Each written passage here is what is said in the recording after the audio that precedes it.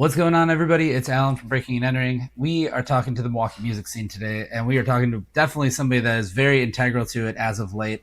The one, the only. He's a rapper. He's the head of Passion Park Entertainment. He's throwing monthly showcases and just doing all sorts of stuff. He's an actor too, but we'll get into that. It's David Lopez. How are you doing today, sir? I'm good, man. Thank you so much for having me. Always good to talk to you.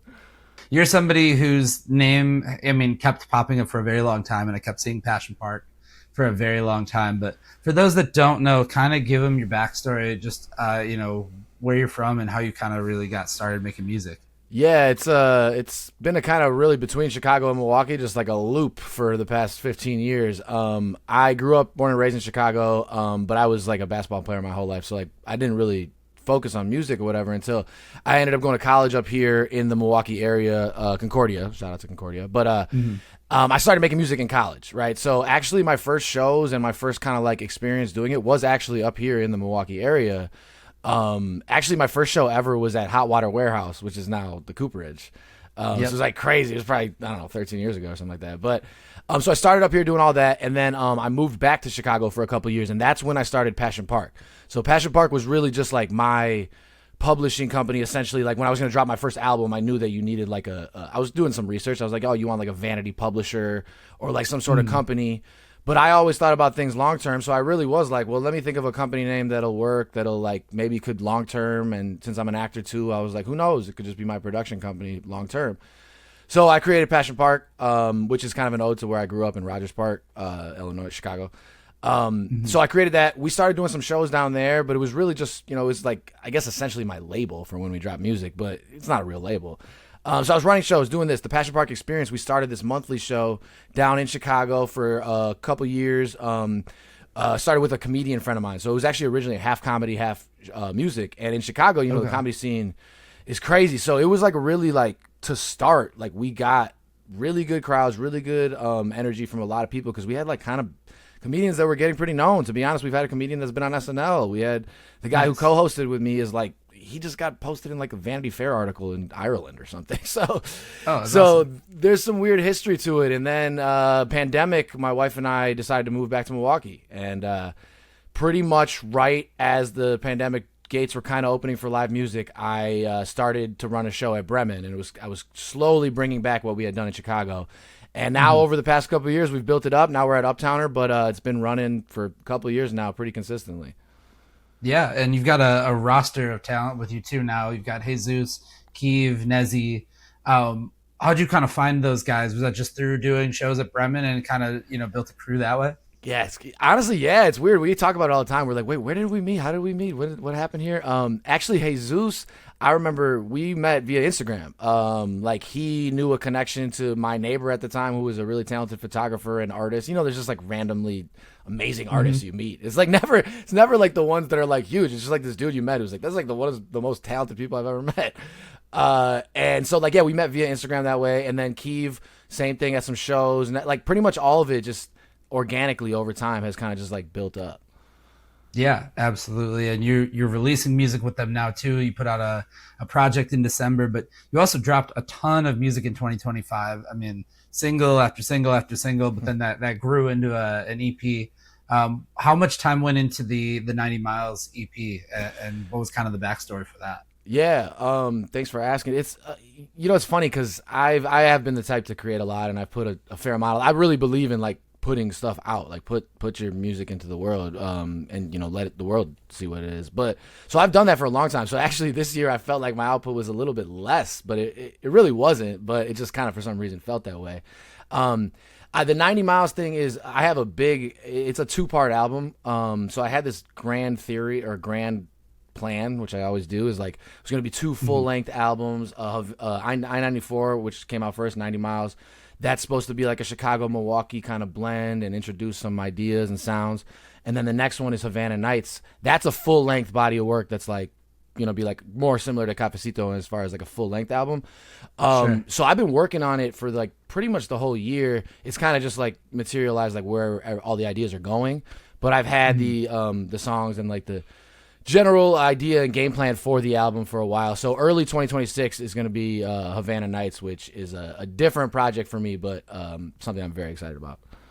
But all kind of works right in that same kind of fits together in the mold of what you've been doing too. Cool. Yeah, except it's a little less like it's definitely hip hop, like it's rap. I'm rapping, but it's less focused on just like my general raps. Like I look at this like Cafecito to me was a morning rap album. I did that on purpose. I wanted to make like a coffee shop, like you could have a cup of coffee and just drink that or drink the cup of coffee and listen to the album. Like I made it on purpose sonically like that. This is a lot more. I view it as a night album. Like I made a morning album. This is like a nighttime, like a little bounce to it. Yeah, that's a cool. I like the contrast of it too. That's dope. And I mean, on top of this, I saw on Instagram you're in a trailer for something on NBC. I don't know how much we can say. Yeah, we can say a bunch of stuff. So, well, I was in Chicago. I was in an episode of Chicago Fire this year, actually 2 episodes. So that was really exciting. It's weird because I auditioned for that show, the first season of that show, the first season of Chicago Fire in 2012. I auditioned, I got a call back, and I've auditioned for the show for 10 years since, and I never got it. And finally, I got it. I got on this year, so I was in that show. And then this year, I've got to film a couple of things that have been really exciting, including a couple of shows that haven't come out yet. But the really exciting thing is on January 9th of 2026, this will already be out, but I'm in a movie that we filmed earlier this year. It's called Oscar Shaw.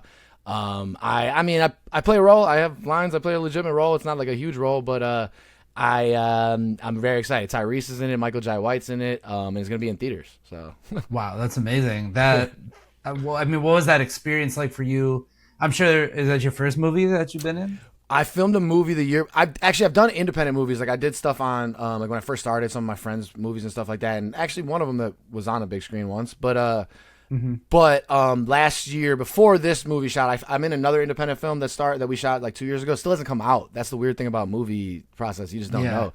And it's a totally different role. I play an 80s rocker. It's crazy. But my hair got me that role. So I haven't seen that yet. This is the first like relatively big budget feature film that I'll be in like on the big screen.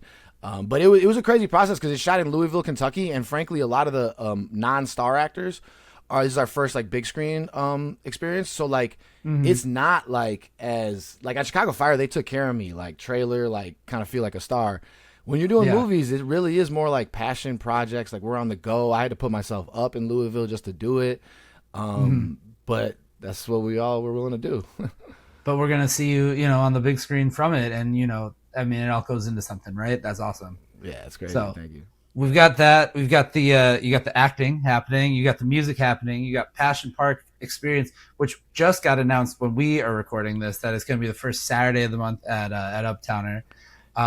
What is like? Do you have a main focus for 2026, or is it more like we're just gonna, let the universe take over and see what happens? Yeah, well, to the first thing about changing the date on the monthly show, so it's been the third Friday of every month, always a nightly show, late nights, all that stuff. So the big exciting thing that was kind of, I didn't take it lightly, me and Jesus talked about it a bunch, was moving to the first Saturday of the month, but the real idea was it's an afternoon show now. So it's going to be noon to 5 p.m. the first Saturday of every month.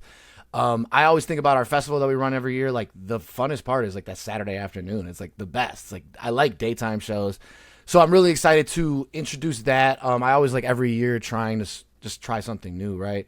So my focus really has always been, I have to be a little selfish with my art. It's like it's myself as an artist and with my career, and particularly since acting has been going pretty well, like I'm really hoping that can take off a little more. The truth with that though is there's a lot of waiting around. You're waiting, you get an audition, you have no control over it, you do what you can. So having the music to balance that is really helpful. I'm truthfully really focused on getting my art out how I want to get it out and hopefully like really being able to like market it and get the funding for it and stuff. And Passion Park is kind of like I always look at it as like that's an artist run thing, so it's not like the goal isn't to have like the biggest showcase in the world or anything like that. Like I'm not trying to do that, but as the art grows and as we grow, that grows too, kind of hand in hand generally. Yeah. Totally, and I think it all, like you said, it all kind of works together. And I like the idea of the day show, especially because like we don't have as much of that in Milwaukee as you probably get in other cities. So, kudos to you for doing it. Thank you. That was my exact thought because honestly, even in Chicago though, there's not like I don't really know the daytime shows like that. So I kind of just thought like, well, maybe we throw a little curveball do something a little different. I get to make it home by curfew, and I don't got to stay out till 3 every time. Like, Right. There you go. Love that too. Yeah. Yeah. We're all at the point where, early nights are cool with me. I'm cool. Yeah, exactly. So, love it. So lots of stuff on the horizon for you. Wish you nothing but success, of course. Where is the best place to find you, follow you online, and Passion Park as well? PassionParkENT.com. I'm actually updating the website right now, so I'm always trying to do that. And then the David Lopez, _ David Lopez on all socials. But first of all, I do really want to say thank you, Breaking Entry. Thank you, Alan. Like, you guys have been great to us and to the whole independent music scene, and it really, really matters. So I appreciate it. Thank you, man. Appreciate that as well. You already know. Don't forget, you can check out even more from David Lopez and Passion Park, as well as the rest of the Milwaukee music scene, every single day over at breakingandentering.net. And you can follow us on all of our social media as well. So thank you once again for sitting down and doing this. Appreciate you, man.